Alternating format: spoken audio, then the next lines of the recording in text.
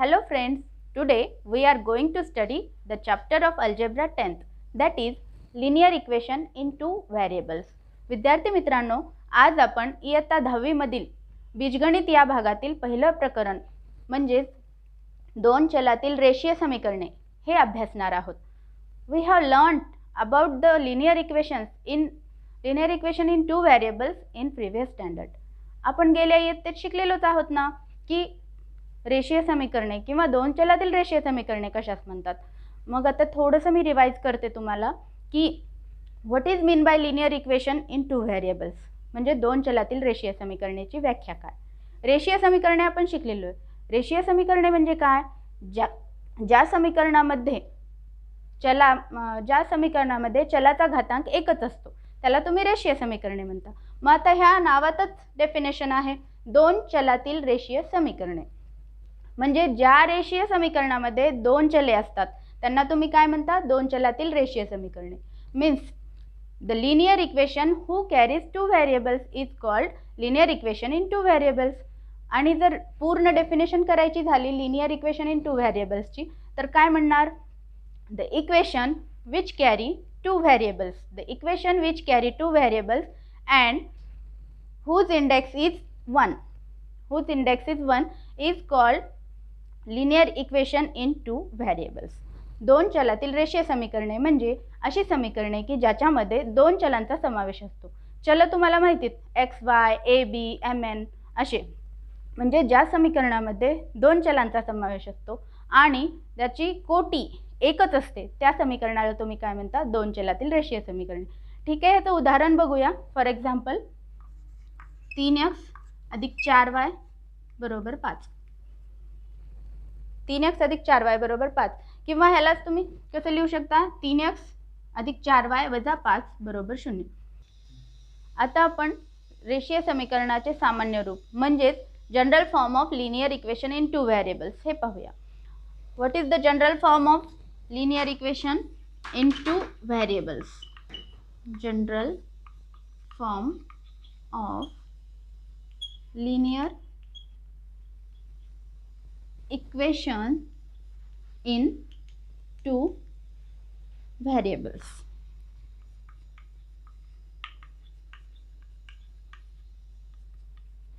म्हणजेच दोन चलातील रेषीय समीकरणाचे सामान्य रूप.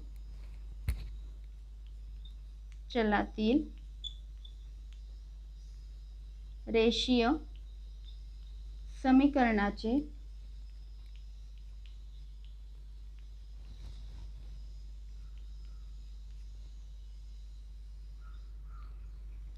सामान्य रूप.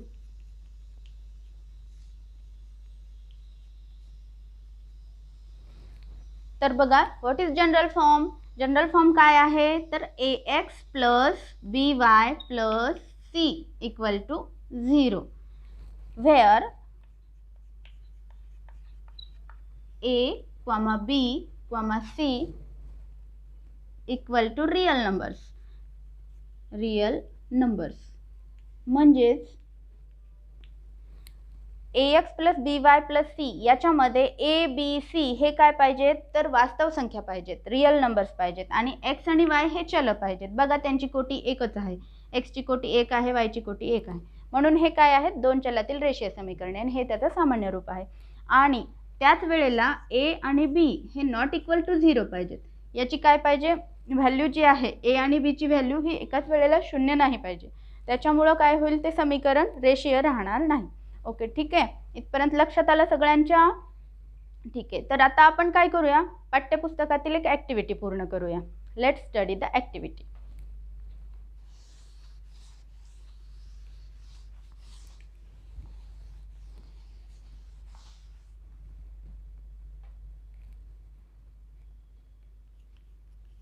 ॲक्टिव्हिटी कृती.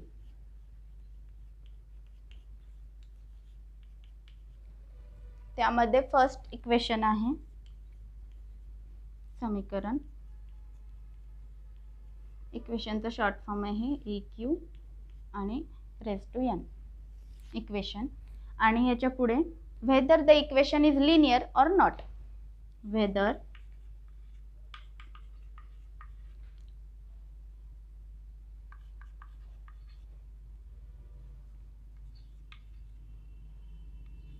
Equation is linear or not, म्हणजे रेषीय आहे किंवा नाही, रेषीय आहे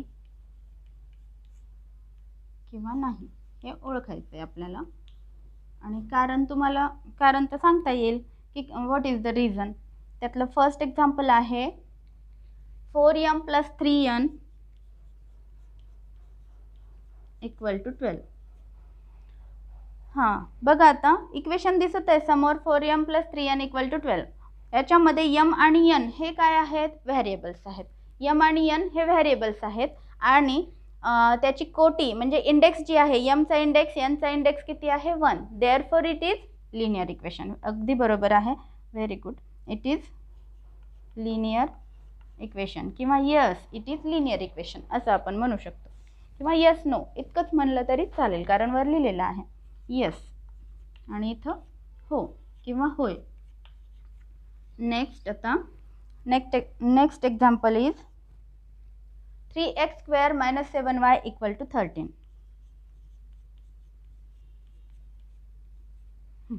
आता याच्यामध्ये बघा सांगा whether it is linear or not. हां correct, it is not because the index of x is 2. इथं काय पाहिजे, x आणि y व्हेरिएबल्स आहेत, 2 व्हेरिएबल्स आहेत, पण याच्यामध्ये काय आहे, इंडेक्स किती आहे, 2 आहे. Therefore it is no, it is not, no it is not linear. ठीक आहे, लक्षात आलं सगळ्यांच्या. आता बघा थर्ड एक्झाम्पल √2x - √5y = 16. ठीक आहे, आता याच्यामध्ये बघा हे x जे आहे, x आणि y हे काय आहेत, व्हेरिएबल्स आहेत. x आणि y व्हेरिएबल्स आहेत आणि त्यांची पॉवर जी आहे ती 1 आहे. Therefore it is what, it is linear equation. मग काय म्हणणार, yes it is linear equation. होय हे रेषीय समीकरण आहे. परंतु बघा विद्यार्थी मित्रांनो, जर इथं हे रूटमध्येच x असतं असं आणि रूटमध्येच y असतं तर हे काय झालं असतं, इट इज नॉट लिनियर. ते लिनियर इक्वेशन राहत नाही कारण x ची कोटी काय होऊन जाणार, ती फ्रॅक्शनमध्ये येणार, त्याच्यामुळे ते काय होणार, लिनियर इक्वेशन नाही होणार. आता फोर्थ एक्झाम्पल आहे 0x + 6y - 3 = 0. चला सांगा भाऊ हे आहे का, आहे का हे. इथं बघा x आणि y हे दोन व्हेरिएबल्स तर आहेत, ठीक आहे, परंतु इथं काय आहे, एक्सचा कोएफिशियंट जो आहे तो 0 आहे. आपण मगाशी जनरल फॉर्ममध्ये बघितलं की a आणि b ची व्हॅल्यू जी आहे ती 0 नाही पाहिजे, त्याच्यामुळे it is no, it is not, किंवा हे रेषीय समीकरण नाही, हे दोन चलातील रेषीय समीकरण नाही. कारण तुम्हाला देता येईल, कारण x चा सहगुणक 0 आहे म्हणून. ठीक आहे, नंतर बघा फिफ्थ एक्झाम्पल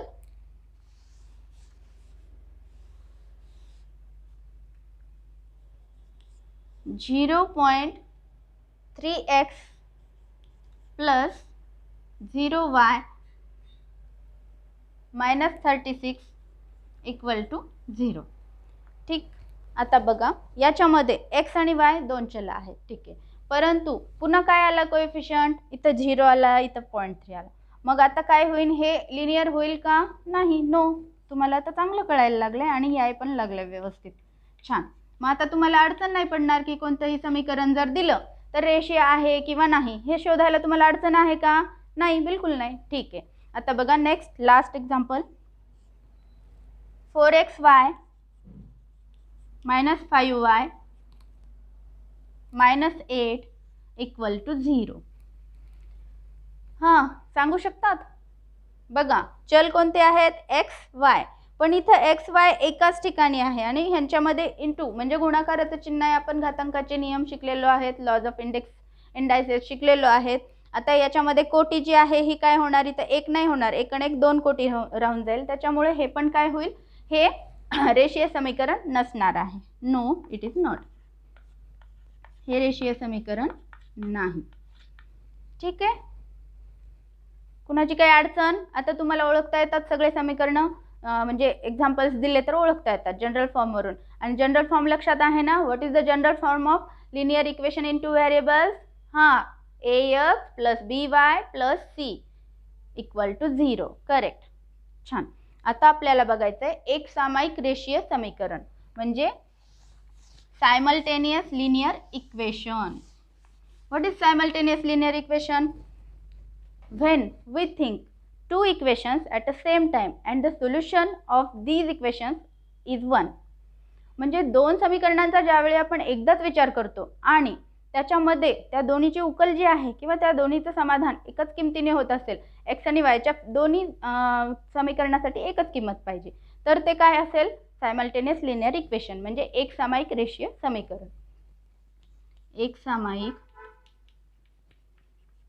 रेषीय समीकरण.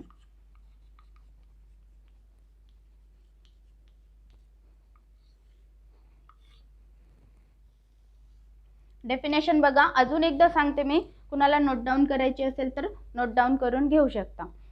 When we think two equations at the same time and find one solution then it is simultaneous linear equation. लक्षात आलं की दोन रेषीय समीकरणांचा ज्यावेळी आपण एकदाच विचार करतो आणि त्यांची उकल एकच असते त्यावेळेला तुम्ही त्याला काय म्हणता? एक सामायिक रेषीय समीकरण. ठीक आहे. तर आता आपण काय करूया? एक सामायिक रेषीय समीकरणाचं एखादं एक्झाम्पल घेऊया. तुम्हाला माहिती एक्झाम्पल गिवन, उदाहरणार्थ कोणतंही एक घेऊ शकता तुम्ही. आता मी घेते x plus y equal to 3 आणि x minus y equal to 1. आता पहा, हे दोन समीकरणं घेतलेली आहे. समीकरण तर कळतं तुम्हाला, ज्याला दोन बाजू असतात, डावी बाजू उजवी बाजू, आणि ते कसे असतात? ते दोन्ही सेम असतात, दोन्ही बाजू इक्वल होतात ते. आता ह्याच्यात समीकरण 1 आहे हे आणि हे समीकरण 2 आहे. तर आपण गेल्या वर्षी शिकलेलो आहे एलिमिनेशन मेथड. त्याच्यानं चलाचा लोप करून मी काय करू शकते? याच्या किमतींचं समाधान करून घेऊ शकते किंवा किमती काढू शकते. पहा, आता हे पहिलं समीकरण x plus y equal to 3, x minus y equal to 1. आता काय करत आहे मी? बाय ॲडिंग, कारण इथं काय आहे? वायला चिन्ह प्लस आहे, इथं वायला मायनस आहे, म्हणून बाय ॲडिंग इक्वेशन 1 and 2, समीकरण 1 आणि 2 ची मी काय करत आहे? बेरीज करत आहे.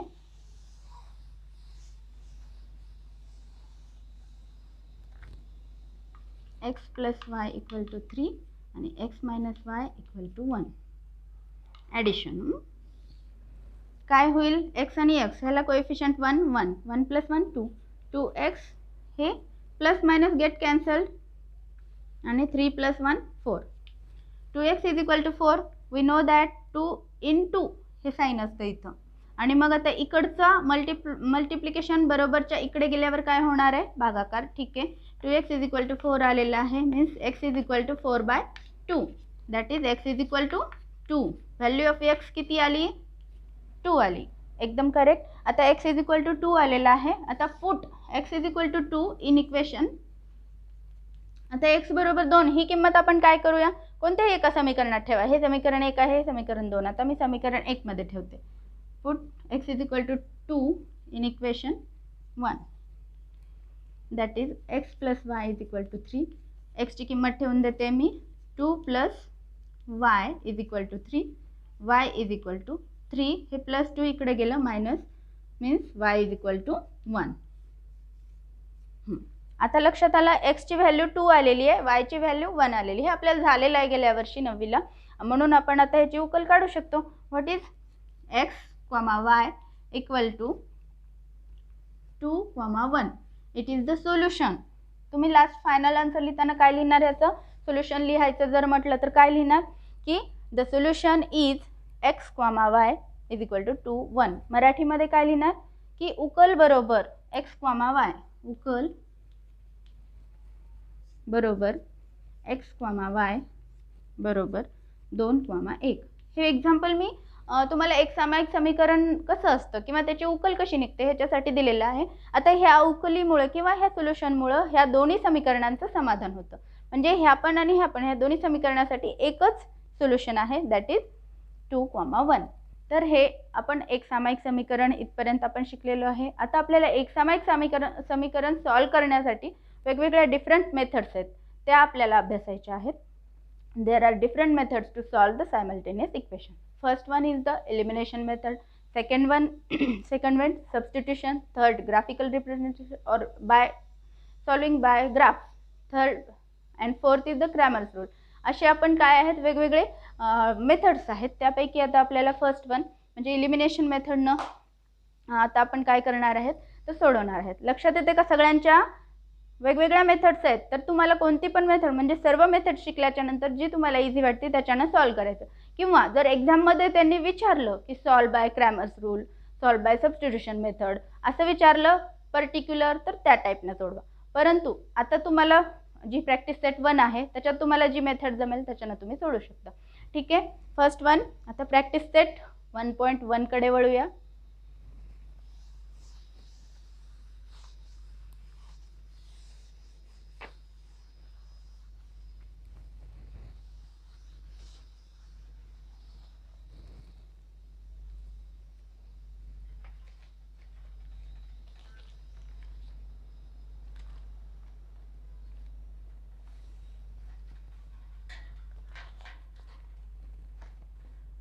एक्झाम्पल्स घेऊया प्रॅक्टिस सेट 1.1.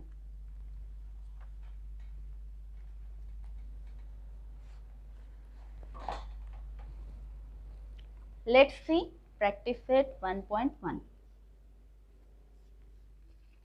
प्रॅक्टिस सेट 1.1 सराव संच 1.1.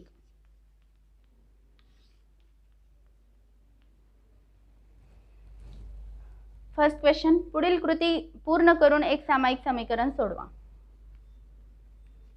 पुढील कृती पूर्ण करून एक सामायिक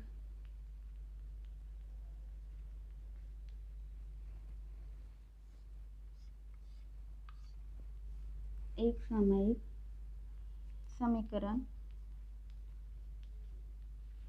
सोडवा. Very easy question. ॲक्टिव्हिटी जी आहे ती परीक्षेमध्ये एकदम महत्त्वाच्या आहेत. ॲक्टिव्हिटी किती मार्क्सला येतात ते तुम्हाला दिलेलंच आहे. ठीक आहे. पुढील कृती पूर्ण करून एक सामायिक समीकरण आपल्याला सोडवायचं आहे. ॲक्टिव्हिटी म्हणजे सॉल्व द फॉलोइंग ॲक्टिव्हिटी. आता ॲक्टिव्हिटी लिहून घेते मी. 5x + 3y = 9. 5x + 3y = 9 and 2x - 3y = 12.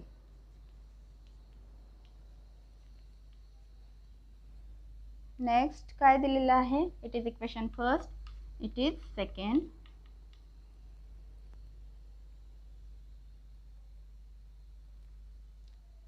adding by adding equation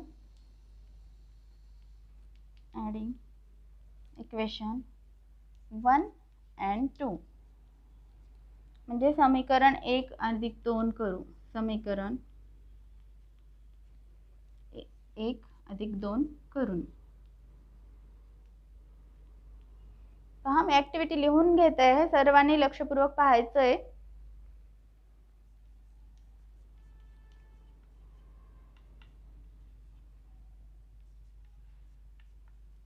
5x + 3y = 9, 2x - 3y = 12 आणि ॲडिशन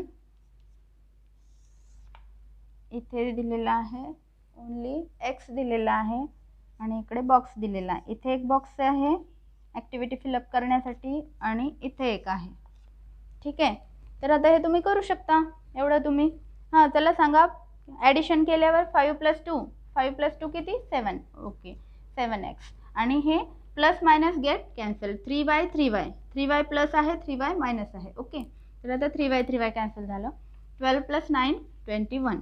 7x = किती झालं 21. आता पहा ह्याच्या पुढचं ॲक्टिव्हिटी काय दिलेली आहे तर x = पुन्हा बॉक्स अपॉन बॉक्स असं दिलेलं आहे. तुम्हाला माहितीच आहे की बरोबरच्या इकडे जे काही येतं गुणाकार तो तिकडे जाऊन भागाकार होतो. इकडे भागाकार तिकडे गुणाकार, इकडे बेरीज असेल तिकडे वजाबाकी होते. इथे काय आहे गुणाकार आहे.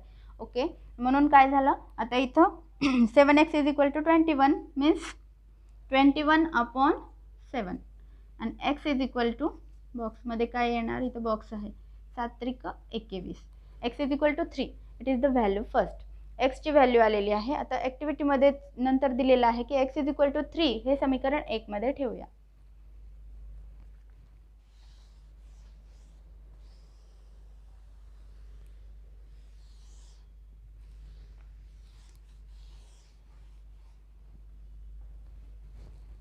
x इज इक्वल टू किती आलेली आहे value 3. x is equal to 3 ही काय करायची, पुट करायची आहे कुठे, समीकरण 1 मध्ये ठेवू किंवा put this value in equation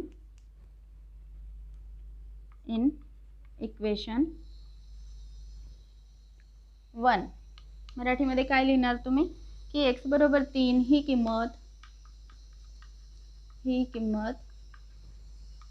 समीकरण 1 मध्ये ठेवू.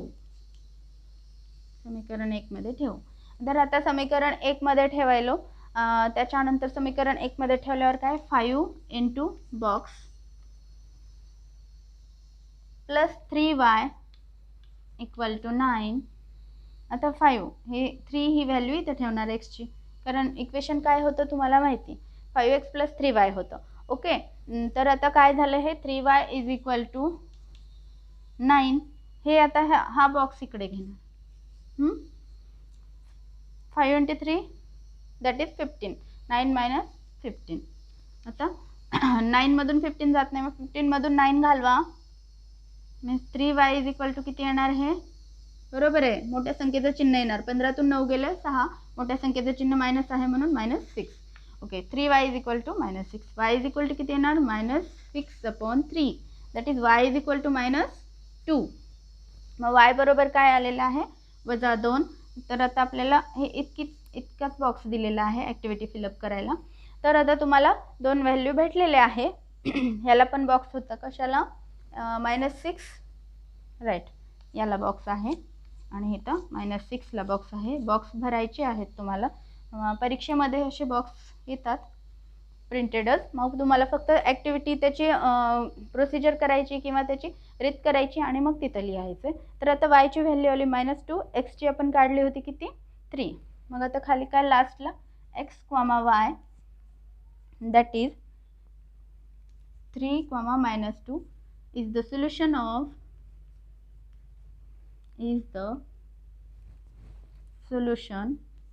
of given equation किंवा हे दिलेल्या समीकरणाचे उकल आहे गिवन इक्वेशन. तर x हेच मराठीत लिहून काढणार बरोबर 3, -2 ही दिलेल्या समीकरणाची उकल आहे. दिलेल्या समीकरणाची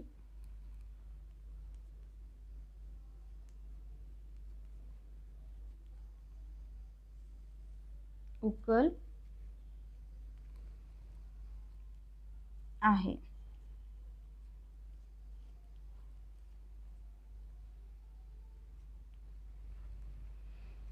ठीक आहे.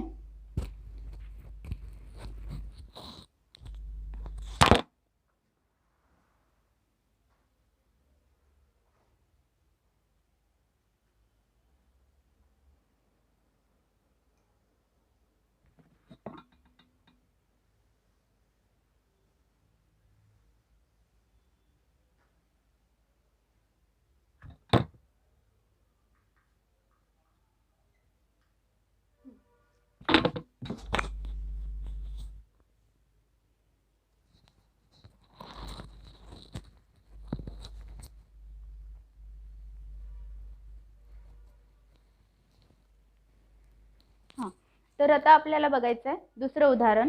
हे पहिल्या उदाहरणात कुणाची काही अडचण आहे का? ओके, ठीक आहे. सगळ्यांना लक्षात आलं तर ठीक आहे. तर आता आपल्याला पुढील सेकंड एक्झाम्पल अभ्यासायचं आहे. पुढील एक सामायिक समीकरण सोडवा. Solve the following simultaneous equation. तर मी हे काय करते, हा नाव हे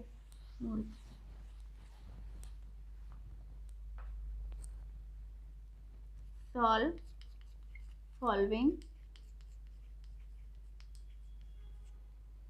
सायमल्टेनियस इक्वेशन.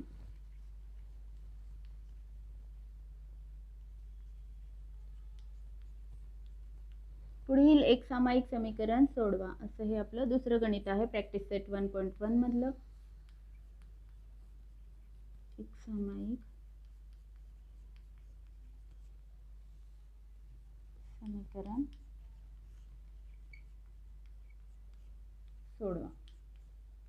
समीकरणे सोडवा. फर्स्ट वन 3a + 5b = 26 आणि a + 5b = 22. आता पहा इथे दोन समीकरणं दिलेले आहेत आणि दोन एक्झाम्पल्स. आता काय करणार, आपल्याला इलिमिनेशन मेथड झालेली आहे त्याचा अवलंब करूया आपण. आता इथं 5b आहे, इथं पण 5b आहे, पण दोन्हीचे साईन काय आहे समीकरणामध्ये प्लसच आहे. आपल्याला माहिती प्लस प्लस असेल तर त्याची ॲडिशनच होते, ते काय कॅन्सल होत नाहीत. परंतु आपल्याला आता सेम चलाचा सहगुणक जर सारखा असेल तर आपल्याला त्याला इलिमिनेट करायचं आहे. म्हणून काय करूया आता आपण की 5b आणि 5b याच्यासाठी आपण ह्या दोन समीकरणांना पहिले लिहून घेऊ. 3a + 5b = 26. it is equation first equation, and a + 5b it is second equation. तर आता ह्या दोन इक्वेशनचं ॲडिशन करून भागेल का? नाही, करेक्ट आहे. तर आता आपल्याला काय करायला लागणार, यांचं सबस्ट्रॅक्शन करावं लागणार. Very good. आता इक्वेशन 1 - 2. मग आता बाय सबस्ट्रॅक्टिंग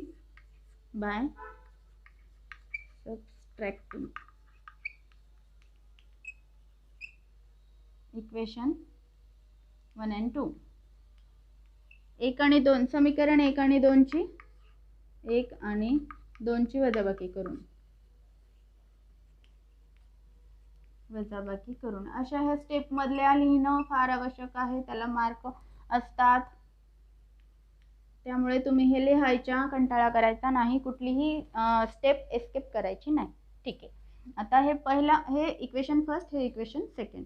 आता काय करायला आपण सबस्ट्रॅक्शन. ओके, 3a + 5b = 26 आणि a + 5b = 22. हे मायनस. आता वजाबाकीचं चिन्ह आपल्याला माहिती, जेव्हा आपण सबस्ट्रॅक्शन करतो तेव्हा साईन काय होतात, चेंज होतात. तर आता हे a चं प्लस आहे ते मायनस होणार, हे प्लस आहे ते मायनस होणार, हे पण 22 प्लस आहे ते मायनस होणार. ओके. आता बघा 3a ह्याला कोएफिशियंट काही नाही म्हणजे काय असतो 1. दॅट इज 3 - 1 किती 2a. आता हे 5b आणि plus 5b - 5b get cancel. आता हे 26 मधून 22 वजा करायचं, किती येणार 4. Okay, that is 2a = 4. अजून तुम्हाला माहिती आता की ह्या दोन्हीच्या मध्ये मल्टिप्लिकेशन आहे. a आता इकडचं मल्टिप्लिकेशन इकडे जाऊन काय होणार, डिव्हिजन होणार. मग आता a किती 4/2 2. a ची व्हॅल्यू आपल्याला मिळालेली आहे. a किती आलेला आहे 2. लक्षात येतं ना सगळ्यांच्या? ठीक आहे. तर आता काय करणार पुढची स्टेप? हां, अगदी बरोबर. काय करणार, त्या a ची किंमत जी आहे a = 2 हे तुम्ही कशात ठेवणार आहे, कोणत्याही एका इक्वेशनमध्ये 1 किंवा 2. आता put a = 2. Put the value a = 2 in equation 1. आता a = 2 ही किंमत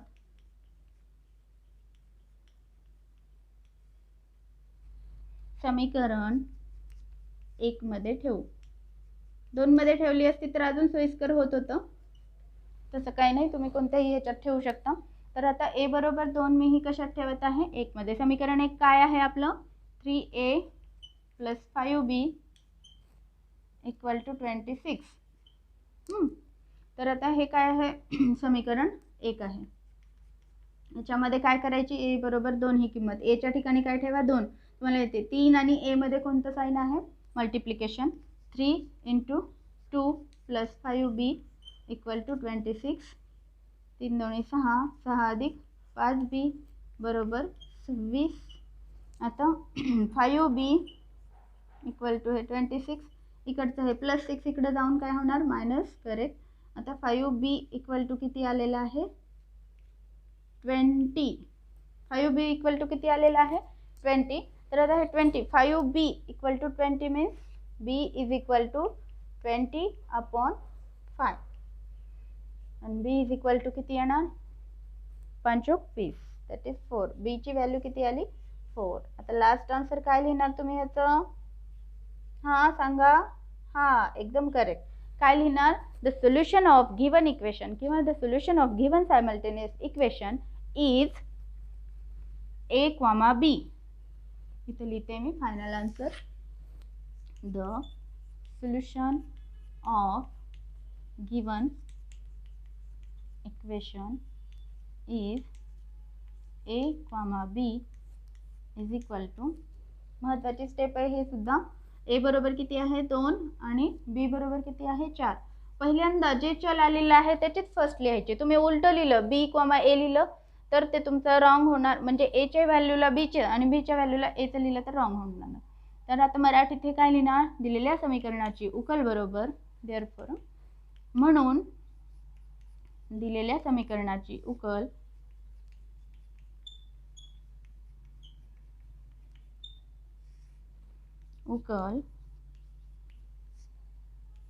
a, b म्हणजेच 2, 4. ठीक आहे. आता बघा गणितामध्ये प्रत्येक ठिकाणी तुम्हाला असं देअरफॉर इक्वल टू असे साईन देणं महत्त्वाचे आहे. ते मुद्दामून मी एस्केप केलं ते तुम्हाला लास्टला असं सांगण्यासाठी. ठीक आहे. आता इथं पण देअरफॉर तर तुम्ही द्या ते कंपल्सरी चालेल. ठीक. तर आता आपण दुसऱ्या उदाहरणाकडे वळूया. हे पहिलं उदाहरण सगळ्यांना कळालंच असेल. काही कोणाची अडचण आहे का नाही ना ओके ठीक. दुसरं उदाहरण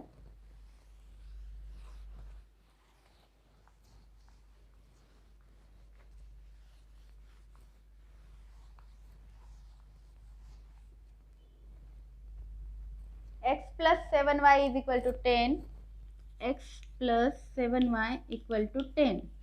And second equation is 3x minus 2y equal to 7. 3x minus 2y equal to 7. ठीक. आता पहा हे इक्वेशन फर्स्ट हे इक्वेशन सेकंड. पहिल्यांदा आपण तेच लिहून काढायचं की x plus 7y is equal to 10 equation first. आता 3x minus 2y equal to 7 equation second. आपण इलिमिनेशन मेथडनं सॉल्व करत आहेत सगळं लक्षात येतं ना. ठीक आहे. तर आता इक्वेशन फर्स्ट अँड सेकंड. आता तुम्ही म्हणाला तर इथं तर दोन्ही समीकरणात कोणताच गुणक कोएफिशियंट सेम नाही. 3 इथं एक्सचा 1 कोएफिशियंट आहे, इथं एक्सचा 3 आहे, इथं 7 आहे, इथं -2 आहे. मग आता काय करणार तर आता तुम्हाला काय करावं लागेल एका इक्वेशनला मल्टिप्लिकेशन करून पूर्ण बोथ साईडला काय करा की गुणाकार करा. आता इथं काय करणार ह्या 3 इथं 3x आहे पण इथं एक्सला काहीच नाही. मग आपण ह्याला 3 ने गुणू शकतो म्हणजे जेणेकरून ह्या एक्सचा सहगुणक किती होणार 3 होणार. त्याच्यासाठी आपण याला काय करू इक्वेशन 1ला 3 ने गुणून म्हणजे समीकरण 1 ला 3 ने किंवा 3 ने गुणून सेमीत काय लिहिणार तुम्ही मल्टिप्लाइंग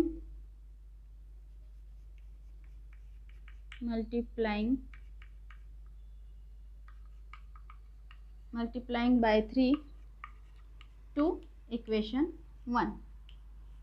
मग आता ह्या इक्वेशनला मी 3 ने गुणत आहे.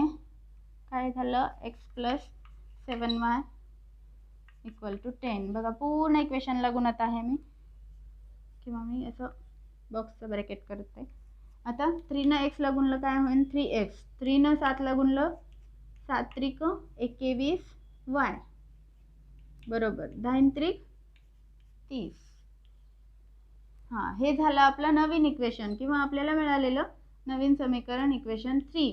समीकरण 3 हे समीकरण 1 समीकरण 2 हे समीकरण किती 3 लक्षात येतं. ठीक. तर आता हे समीकरण आता तुम्हाला काय करायचं समीकरण 1चा विचार आताच करायची गरज नाही आहे. आता आपल्याला फक्त 2 आणि 3 ह्या समीकरणांचा विचार करा. आता इथं 3x कोणतं चिन्ह आहे काही नाही म्हणजे प्लस असते प्लस आहे ओके. इथं पण काही नाही म्हणजे प्लस आहे. मग आता दोन्ही जर चिन्ह प्लस प्लस असतील तर आपण ॲडिशन करतो का सबट्रॅक्शन. हां व्हेरी गुड सबट्रॅक्शन करतो. तर आता काय करायचं आपल्याला सबट्रॅक्शन करायचं आहे. सबस्ट्रॅक्शन किंवा सबस्ट्रॅक्टिंग किंवा तसंही तुम्हाला लिहायचं जर हे झालं तर डायरेक्ट तुम्ही काय लिहू शकता की 1 - 1 नाही आहे 2 - 3 बाय डुईंग 2 - 3 और समीकरण 2 मधून 3 वजा करू 3 वजा करून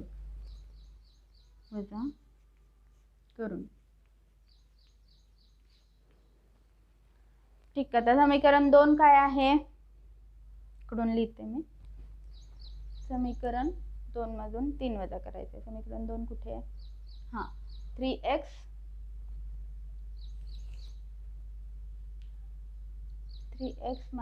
2y = 7 आणि दुसरं काय आहे तिसरं 3x + 21y = 30. आता हे काय करत आहे मी वजाबाकीमध्ये काय होतं तुम्हाला माहिती आहे काय होतं सगळे साइन चेंज होतात. हे चेंज. आता काय 3 कॅन्सल 3x कॅन्सल. आता -21 आणि -2 काय होणार -23. ओके कारण 2 वजा अधिक होतं आणि चिन्ह वजाचंच राहतं. आता 30 मधून 7 घालवा किती राहतं 23. करेक्ट आहे 23 पण कसलं मोठ्या संख्येचं चिन्ह -23. आता y बरोबर हे पण मायनस आहे दोन्हीकडे मायनस आहे त्याच्यामुळे काय होणार ते कॅन्सल -23 आपण -23 असं करा किंवा इथंच कॅन्सल केलं तरी चालते. दॅट इज y = व्हॅल्यू किती आली तुमची 1. मग आता फर्स्ट तुम्हाला कशाची व्हॅल्यू मिळालेली आहे y ची मिळालेली आहे. आता y ची किंमत भेटली की आपल्याला x ची भेटून जाते. आता सोपं इक्वेशन कोणतं आहे इक्वेशन 1 सोपं आहे. मी काय करत आहे put y = 1 put value of y = 1 in equation कोणतं 1 मध्ये मी 1 मध्ये ठेवत आहे म्हणजे y बरोबर 1 ही किंमत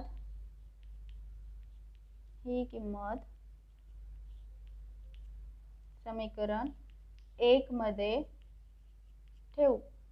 ही किंमत कशात ठेवायला मी समीकरण 1 मध्ये ठेवत आहे. तर आता समीकरण 1 काय आहे x + 7y = 10 म्हणजे आता हे x + 7y = 10 x ला x तसंच +7 × 1 = 10. x + 7 = 10 आणि x +7 इकडे गेल्यावर काय होणार -10 - 7 दॅट इज 3.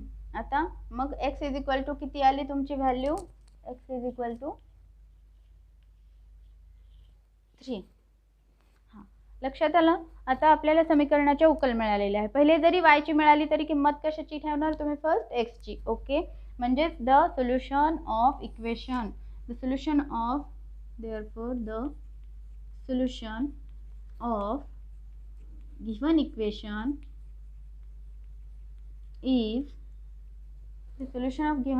is किती x, y x ची किती आलेली 3 आणि y ची किती आहे 1 3, 1 इट इज द सोल्युशन. म्हणजे दिलेल्या